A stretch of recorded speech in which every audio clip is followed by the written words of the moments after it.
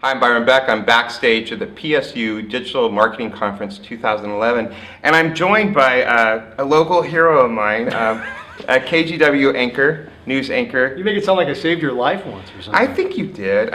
You've done more than that. You've enriched my life every night on KGW News as the anchor for the 5 and the 11? 5, 6, 10, 11. Yeah. Wow, you got it. How much money do I owe you for that? Not very much, but it sounds like they owe you a lot of money because you have to be on TV a lot. If I spoke Spanish, I think I'd be on Australia too.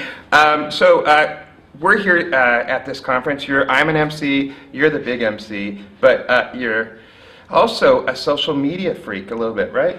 Well, I was late to the game. Stephanie Strickland is sort of the social media freak at KGW, but she's the one who sort of opened my eyes to it. Yeah, and can I ask you a few questions about your social media? Sure. So are you on Facebook?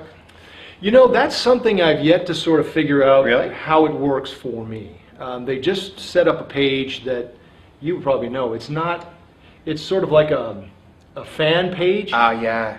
I don't like it because to me it insinuates that I only want to share what I think people want to know about me when I want it to go both ways, and I don't really think it does. Exactly. I'm really freaking out about that because I was talking to Wayne Garcia, another local guy who was forced, I think he was forced to do his personal page into a fan page, into a like page, and he said, don't do it. Yeah, well, I mean, I'm still learning, and to me, Twitter works for me. It's easy, I can engage quickly. You think in 140 characters? I think in 140 characters. It must be, it's a soundbite thing. To me, Facebook is just one more thing to maintain, and I'm just not sure I've seen the payoff for it yet, like I have with Twitter. Now, are you on Google+?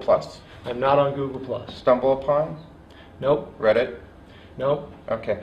Let's talk about how Twitter is changing your life. How is it interacting with on news stories, or how is it interacting with basically your stalkers? Well, there aren't many of those, which is nice because I think it's opened up a whole new way for people to communicate with. And I'm not saying that we used to be different. You know, people, I think we're a little intimidated by people they saw on TV, but Twitter has really taken that down. Right.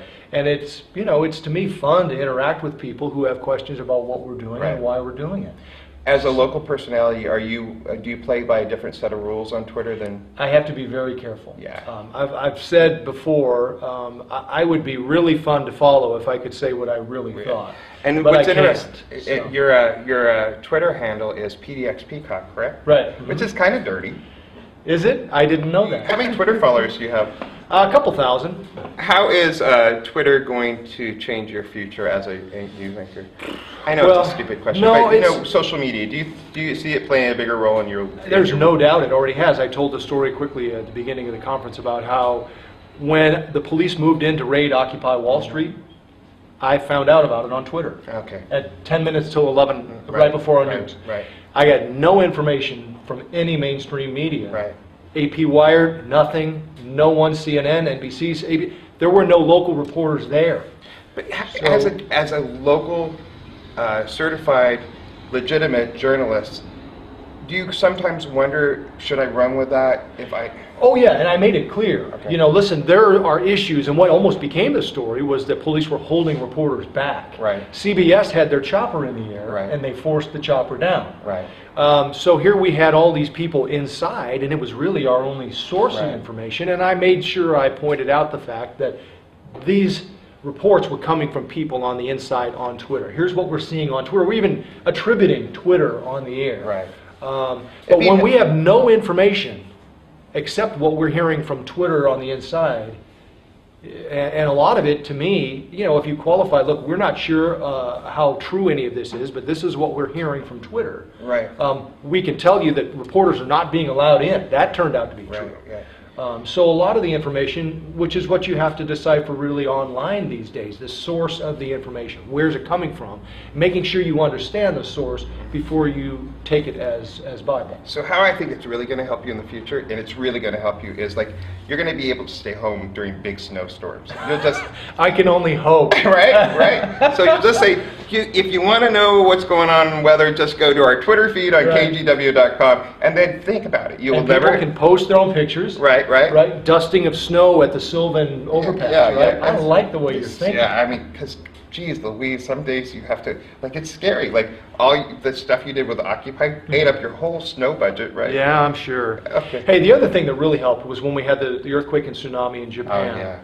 Oh, yeah. I told this story too at the conference that people were tweeting me while I was on the air with all kinds of useful information that I would have never had time to try to find on my own. I'm trying to interview people on the air, keeping the coverage going. There were USGS websites that were sent to me that had great information about how powerful the aftershocks were. To me, it was like having 2,000 reporters out there helping me tell the story. Right. And the last question I have to ask you is, will Twitter ever replace you?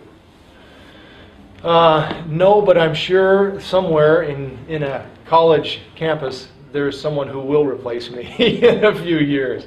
I think what worried me, I told this story too, that I spoke at a high school journalism conference a couple years ago, and there were maybe 50 people at the old Anchorman's presentation.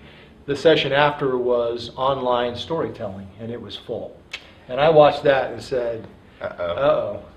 This is where we're going with it, and I think there will always be a need for the local TV news. People will always want to know what's happening in their towns. But what's happening really is that people are changing the way they consume news and information now, and we have to make sure that we're on top of that. I think people will always have that 5 o'clock news tradition, the 11 o'clock news tradition. But how it's delivered and how people consume it is. Someone asked me the other day, do you think journalism is it's a good time to get into journalism? And I said it's an interesting time. Because if you get involved now, you will be a part of what it becomes, because it isn't what it will become just yet, but we're getting close. So as long as you're on the air, I'll be watching KGW, I promise. You tell that to all the anchors. You probably told Wayne Garcia that. No, I don't. Actually, I didn't. I mean, I sometimes watch them at 10, because you're hard to find on 10, because you're on like 32. 32, yeah. So, and that 10 comes in weird, and it just feels different. But anyways, he's the dude you should watch on the news. And we'll be back. Thanks for the plug, Byron. Sure.